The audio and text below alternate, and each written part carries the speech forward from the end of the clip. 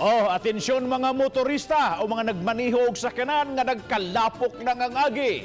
Ang mga enforcers sa Mandaue City nang hingusog na sa pagpanakop sa mga lapokon nga mga sakyanan ang mga ligid kay kalapasan kini sa usa ka ordinansa sa syudad. Ang report ni Nico Serino. Mga dagkung trucks nga nagbiyahian agi sa syudad sa Mandaue nasampolan sa operasyon sa Traffic Enforcement Agency of Mandaue Contim. Gipang isyuhan og citation ang mga truck nga napunog lapok ang ligid.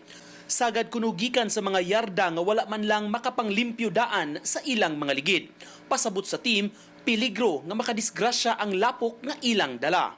Kalapasan kini sa environmental aspect sa city ordinance nga nagtangag og multa.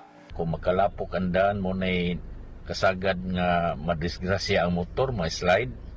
So mauna ang gibuhat ron nato sa team nga gikan maguna sila sa yarda nga lapukon kayo. Matud sa team, dili lang kini alang sa mga trucks o commercial vehicles kay bisan ang mga pribadong sakyanan mamahimong makamulta usab kung magbilin og lapok sa karsada sa syudad.